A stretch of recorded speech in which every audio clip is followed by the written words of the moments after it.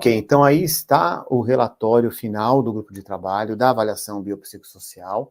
Esse relatório foi publicado em 2024 e eu estou aqui para fazer alguns comentários a respeito dele e também dar algumas novas possibilidades, porque na prática esse relatório ainda não chegou ao final, né, a sua conclusão final. Ele é um relatório preliminar apenas. Nós vamos direto para a página 6. Esse grifo que está em amarelo é um grifo meu, ok? Então, o que é que tem aqui, qual é o objetivo desse relatório? Na verdade, é um trabalho de muitos e muitos anos, uma tentativa de longuíssimo prazo do governo, eu digo há mais de uma década, há aproximadamente 15 anos, e esse relatório aí, publicado em 2024, dá alguns passos, mas ele ainda não se concluiu, no sentido de que isso não se concretizou, não temos o instrumento ainda funcionando, mas eu venho aqui para apresentar essa proposta do governo e falar para vocês sobre outras alternativas. Então, o principal objetivo desse relatório aqui é propor uma metodologia de avaliação. Então, a ideia é que o foco na doença seja deslocado para um foco biopsicossocial quando se trata de direitos sociais. Então, essa, na verdade, é a proposta da própria Organização Mundial da Saúde, quando ela fala do uso conjunto da CIF e da CID, a Classificação Internacional de Funcionalidade e a Classificação Internacional de Doenças. Porém, no Brasil, existe uma tentativa do governo em instituir um instrumento. Então, ele não está aqui tratando especificamente da Classificação Internacional de Funcionalidade, mas de um instrumento criado a partir dessa classificação para esse uso. Esse é o interesse do governo brasileiro. Então, a ideia é ter um instrumento que ajude nessa transição para o modelo biopsicossocial.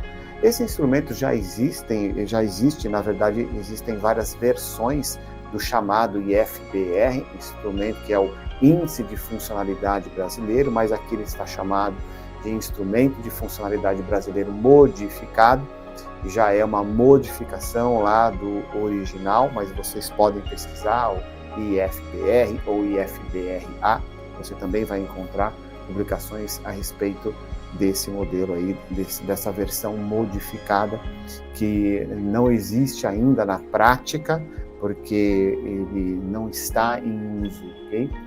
Eu vou já pular para a página 17, e aqui na página 17 tem informações importantes. Eu quero compartilhar com vocês algumas coisas que estão no relatório, e eu, como profissional e como acadêmico, estudioso do assunto, Classificação Internacional de Funcionalidade, quero fazer alguns comentários, algumas propostas para vocês e também esclarecer alguns pontos.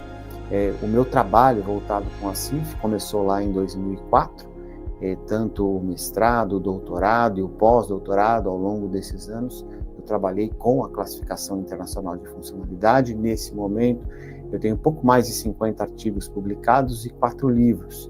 E vou fazer alguns comentários aqui. Veja essa frase: por sua vez, o modelo biopsicossocial introduzido pela CIF. Então, eu só quero lembrar a vocês que o modelo biopsicossocial, ele não foi introduzido pela CIF. O modelo biopsicossocial, na verdade, ele antecede a CIF. Você pode dizer que uma abordagem biopsicossocial foi adotada na CIF e essa abordagem, ela já existia antes da publicação da classificação. Esse termo, modelo biopsicossocial, não aparece na CIF em nenhum momento.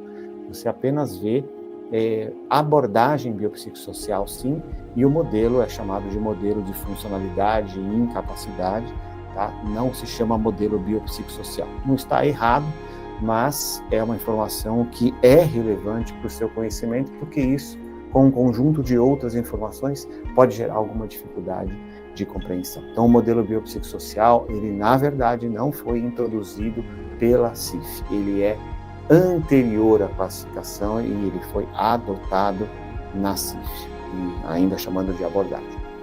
O IFBR, esse instrumento que o governo quer usar, chamado de instrumento único ou de matriz única, ele foi desenvolvido com base na classificação, tá bom? Isso é real, ele foi desenvolvido com base na classificação, embora tenha aqui algumas distorções em relação a conceitos, como, por exemplo, chamar as categorias da CIF de domínios. A CIF, ela é dividida em partes, essas partes são divididas em capítulos, e esses capítulos são divididos em conjuntos de categorias, que são chamados de domínios, os conjuntos de categorias, e depois as categorias, e aí ainda tem outras subdivisões a respeito da codificação. Então, na verdade, um domínio da CIF é um conjunto de categorias, e não uma categoria. Domínio é uma coisa, categoria é outra. Se você quiser entender mais, basta você ter o livro, a Classificação Internacional de Funcionalidade. E aí você pode observar no anexo 1, lá no final do livro, na última página do anexo 1. Lá você vai entender.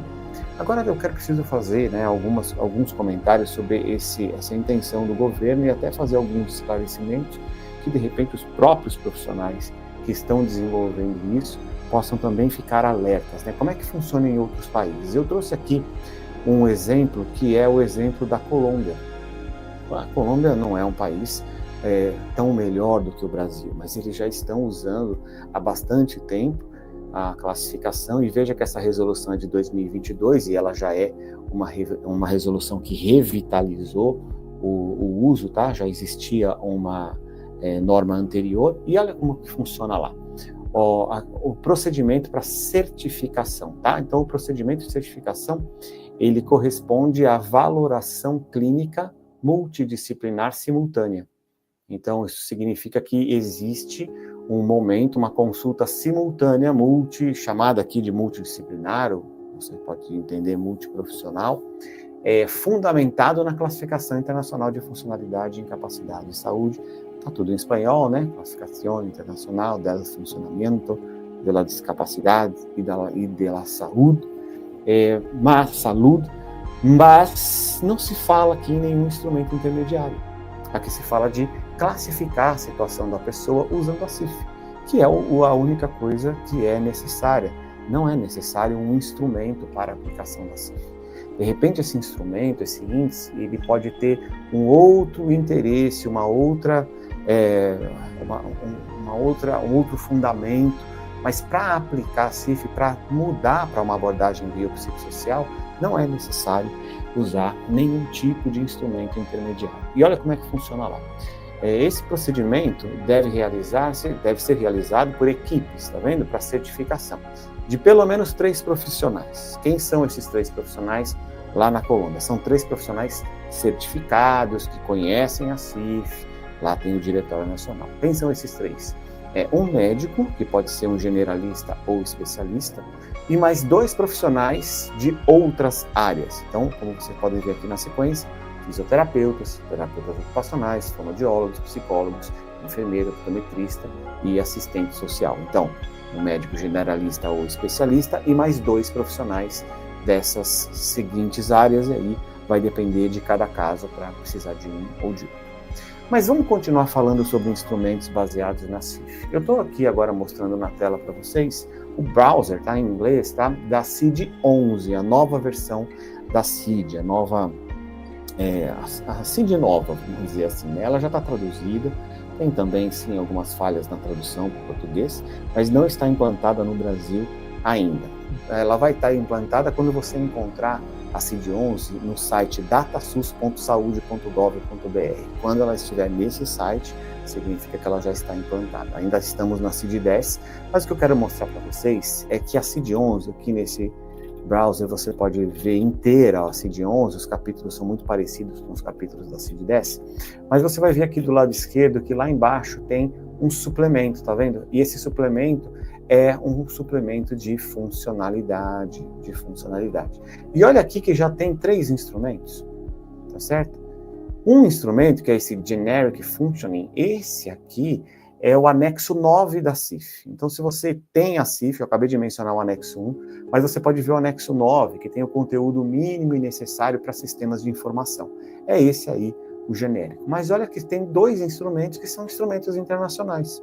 Então, se o Brasil quer usar um instrumento, ele pode usar para transformar num modelo ou numa abordagem biopsicossocial, ele pode usar os instrumentos já validados pela Organização Mundial da Saúde, que inclusive estão fazendo parte aqui da CID-11, a ligação da CID-11 com a CIF, tá? Então tem 2 aqui, ó, o DAS 2.0 e o Model Disability Survey, e aqui ele tem aí um formato resumido aqui, né?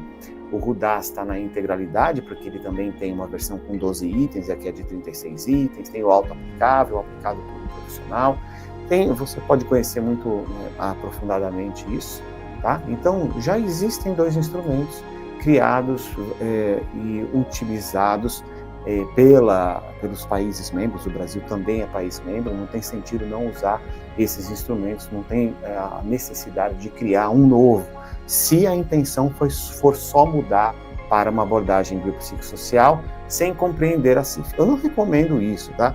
Academicamente não, porque você coloca a carroça na frente dos bois, né? Você aprende um instrumento baseado na CIF sem aprender a CIF, isso não é ideal. O ideal é fazer como a Colômbia fez, tá? Mas, se por algum outro motivo se quer usar algum instrumento, que se use então os instrumentos internacionais. E onde é que você encontra esses instrumentos internacionais? Você pode encontrar em vários lugares, alguns artigos, mas eu vou mostrar um lugar aqui. Esse site é o cifbrasil.com.br ou o portal da cif.com.br, e ele tem aqui à direita, ó, instrumentos para avaliação biopsicossocial, tá? Se você clicar nesse ícone, você vai abrir essa página. E aqui você vai encontrar o MDS, aqui, o Model Disability Survey em português. Você vai ter já com a tradução. Essa tradução foi feita, inclusive, num programa de pós-doutorado da USP recentemente, né? Entre 2021 e 2023, tá? Você também vai encontrar o RUDAS 2.0. Então, os 2 instrumentos que estão lá na CID-11, eles estão aqui também traduzidos. Essa aqui é uma fonte, tá? Você pode encontrar também em outras fontes. Essa página ainda contém outras formas, né? Modelo para cota, são outros instrumentos aqui para utilização da CIF e da abordagem biopsicossocial. E eu até quero mostrar outros 2 instrumentos desenvolvidos academicamente, ok? Então, por um processo científico, outros instrumentos que também servem para medir a funcionalidade. Essa tabela SCAPE, a tabela ESC, que é para incapacidade laborativa, e a BASEP, que é para outras formas de mensurar a funcionalidade. Na verdade, esses instrumentos, eles são fórmulas matemáticas, por isso que ele é chamado de instrumento de cálculo único e não de instrumento único. A codificação, ela precisa ser peculiar ao caso, não dá para usar um instrumento único para todas as políticas. Então, codifica-se com a CIF aquele caso em específico, e esses códigos, ou grande parte deles, é utilizado em uma fórmula matemática, e aí você tem as categorias, os qualificadores, né? Você tem os códigos propriamente ditos, para fazer a mensuração, sendo que o primeiro é para incapacidade laborativa e o outro é para os outros usos. Onde que eu posso encontrar? Bom, a tabela ESC você pode encontrar, esse aqui, ó, é a Biblioteca Digital Jurídica do Superior Tribunal de Justiça. Então, aqui tem um dos artigos da tabela ESC, porque existem outros, né? O título dele é Funcionalidade para o Trabalho e Perícias Biopsicossociais, a nova tabela ESC. E aqui é a referência, a revista Síntese Trabalhista e Previdenciária, tá? Tem também esse outro estudo que eu quero mostrar para vocês, que é o estudo que abordou tanto a tabela ESC quanto a BASEP, familiaridade e confiança, e validade do cálculo único para uso da CIF. Está falando de instrumentos de cálculo único. Então, meus amigos, o que eu quero dizer para vocês é que, embora esse relatório do governo ele fale sobre o IFBR e também tenha deixado para trás assim a ideia, pelo menos por enquanto, de ter esse instrumento, parece, se você tem mais informações, parece que existe uma carência de um estudo econômico para saber sobre a viabilidade de implantação real disso. Se você tem informações a respeito dessa necessidade, por favor, coloca nos comentários para que a gente possa conhecer também, e também a nossa audiência fique sabendo disso.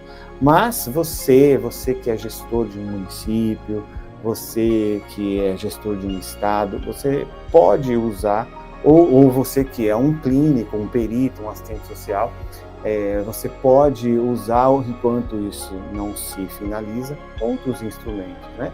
Primeiro, a gente pode utilizar o mesmo método que a Colômbia, e usando as classificações propriamente ditas, e eu acho que isso é melhor, ou a gente, se quer usar algum instrumento, seguir o que está aqui na CID-11, né, o que está por vir. Aqui são 2 instrumentos internacionais que a OMS usa, então eu já deixei aqui, ó, no portal da cif.com.br, instrumentos de avaliação, e você encontra o Model Disability Survey e o RUDAS, os 2 que estão lá na CID-11, que você encontra em português. Essa é uma das fontes, tá?